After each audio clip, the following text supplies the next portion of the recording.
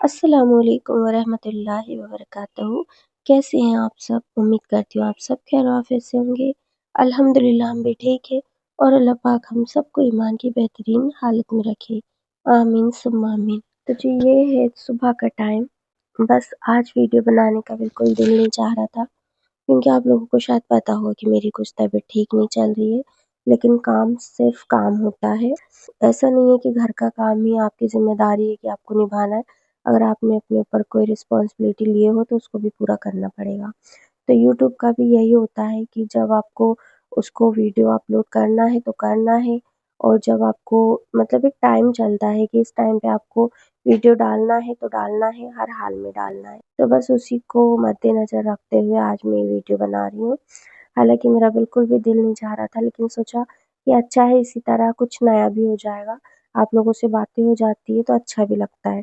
असल में मैं गई थी डॉक्टर के पास कल, तो फिर मुझे उन्होंने बोला कि इनको ब्लड में थोड़ा इन्फेक्शन है, इसकी वजह से इनको ड्रिप वगैरह लगेगी और इंजेक्शन लगेगी। तो परमानेंट तो मैंने कुछ नहीं करवाई, बस हाथ में लगवा ली और डेली जा के करवा लूँगी क्योंकि घर के हालात ऐसे हैं नहीं कि मैं परमानेंट हॉस्पिटल में टिक के बैठ जाऊँ और वहीं अपना ट्रीटमेंट करवाती रहूँ क्योंकि घर में अब एक डिलीवरी भी है। उसके अलावा अम्मी से इतना मैनेज नहीं होता कि वो जितना करती है वो भी बहुत बड़ी बात है। घर में रहूँगी तो भले जब नहीं बनेगा तो नहीं करूँगी लेकिन अगर कुछ बनता है तो फिर थोड़ी-सी भी हेल्प हो जाएगी तो बहुत अच्छी बात है। वैसे तो अयान हारिस मेरी बहुत सारी हेल्प करवा लेते हैं, लेकिन फिर भी अब मेरा खुद का होना घर में बहुत ज़रूरी है।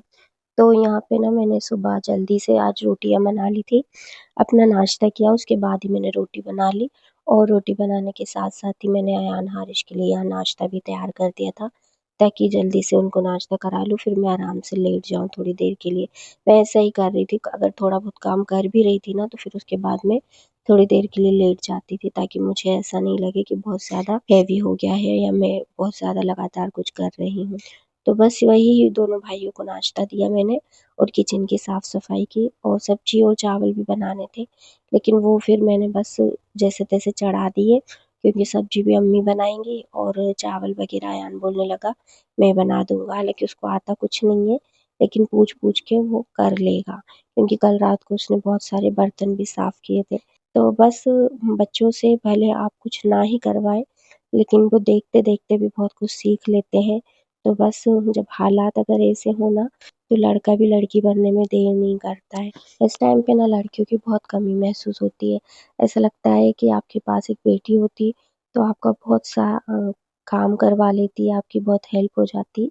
लेकिन ऐसा नहीं है, अगर बच्चे सही हों और समझने वाले हों ना, तो बेटा और बेटी कोई फ़र्क नहीं पड़ता, सब करवा लेते हैं। फिर बेटों को भी फ़र्क नहीं पड़ता कि काम है तो लड़की ही करेगी, ऐसा कुछ नहीं है। लड़कों को भी उतना ही आना चाहिए जितना एक लड़की को आता है, क्योंकि बहुत ज़रूरी है। और हमारे घर का तो ऐसा कुछ सिस्टम है नहीं कि लड़कों से काम कराया जाए, लेकिन फिर भी मैं थोड़ी-थोड़ी कोशिश करती हूँ कि बच्चों के ऊपर थोड़ी-सी जवाबदारी हो काम की, तो थोड़ा-सा उनको कभी अगर ऐसा माहौल या ऐसा कोई सामना करना पड़े ऐसी बातों का, तो वो पीछे नहीं हटे करने में, कर लें आसानी से। और पहली बात तो मुझे एक बात ये भी समझ नहीं आती कि ये क्यों माना जाता है या सोचा जाता है कि घर का काम सिर्फ लड़कियाँ ही करेगी। ऐसा नहीं है, घर का काम लड़कों को भी आना चाहिए, जितना लड़कियाँ तो करेंगी ही और वो करती ही हैं, लेकिन लड़कों को भी ये काम आना चाहिए ताकि कभी ज़िंदगी में ऐसा कोई मौका आए, तो वो पीछे ना हटें। कम से कम अपनी वाइफ़ या अपनी बहन या अपनी माँ के लिए कभी मदद के लिए अगर उनको खड़े रहना पड़े, तो हमेशा वो खड़े रहें। अगर जब कुछ आएगा ही नहीं तो क्या खाक करेंगे? तो बस थोड़ा-थोड़ा बच्चों को आदत होना चाहिए हर चीज़ करने की। हालाँकि मेरे घर में मैं बच्चों को करवाती हूँ, तो दादी को बिल्कुल भी अच्छा नहीं लगता, उनको पसंद नहीं है। लेकिन आजकल वो देख रही है ना कि मेरी तबीयत ठीक नहीं है, घर के हालात भी सही नहीं चल रहे काम को लेके, तो फिर वो कुछ नहीं बोलती, चलो ठीक है करके टाल देती। नहीं तो एक वक़्त ऐसा भी था कि बच्चे छोटे से थे और अगर 1 ग्लास पानी वो माँग ले और मैं अगर ये बोल दूँ कि अपने हाथ से भर के पी लो, तो उनको बुरा लग जाता था।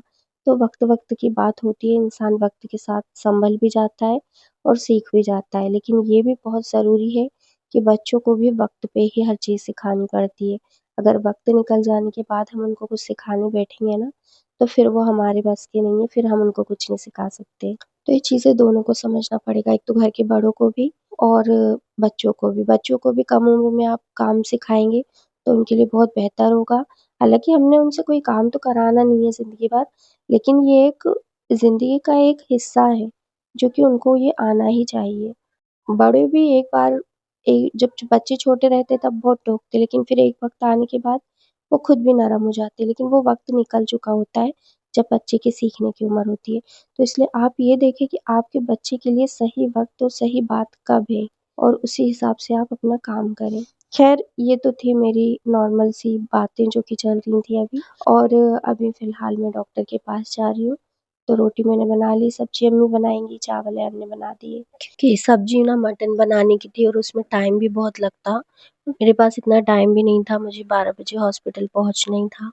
तो इसलिए मैं तो निकल गई थी हॉस्पिटल के लिए, इनका इंतज़ार कर रही थी यहाँ पे बैठे-बैठे, क्योंकि इनका फ़ोन आया था कि मैं बस आने वाला हूँ, तुम तैयार रहना। क्योंकि इनके पास भी बहुत टाइम की कमी होती है, दुकान भी देखना पड़ता है, फिर घर में भी बार-बार पापा को आके देखना पड़ता है। मेरे लिए भी हॉस्पिटल के चक्कर काट रहे हैं, तो बस बहुत बिज़ी रूटीन चल रहा है अभी हर किसी का। और बाकी के छोटे-मोटे काम जो घर के थे वो मैंने कर दिए। बहुत मुश्किल से हो रहे थे पर कर दिए, फिर मैं आ गई हॉस्पिटल। ख़ैर ये भी वक़्त की बात है, ये भी निकल जाएगा, फिर अल्लाह एक और बेहतरीन वक़्त लेके आएगा। तो ये सब तो ज़िंदगी के हिस्से हैं, कभी अच्छे, कभी बुरे, उतार-चढ़ाव तो चलते रहता है ज़िंदगी में, इससे कोई फ़र्क नहीं पड़ता। और हॉस्पिटल में आई थी 12:30 बजे, लेकिन थोड़ा-सा लंबा ट्रीटमेंट हो गया तो मुझे बहुत देर हो गई और घर जाते-जाते तकरीबन मुझे 3 बज गए। फिर वहाँ घर जाने के बाद तेज़ी से भूख भी लग रही थी और हारिश ने भी मेरे बिना बिल्कुल कुछ नहीं खाया था। तो अभी वो मुझे यही दिखा रहा है कि मम्मा देखिए मेरे पेट की हालत क्या हो रही है और मुझे बहुत भूख लग रही है। तो बस जी अब हम लोग खाएँगे खाना, और उम्मीद करती हूँ कि आपको ये वीडियो अच्छा लगा होगा। मिलते हैं इंशाअल्लाह अगली वीडियो में। अपना बहुत-बहुत ख़्याल रखिए। अस्सलामु अलैकुम व रहमतुल्लाहि व बरकातहू।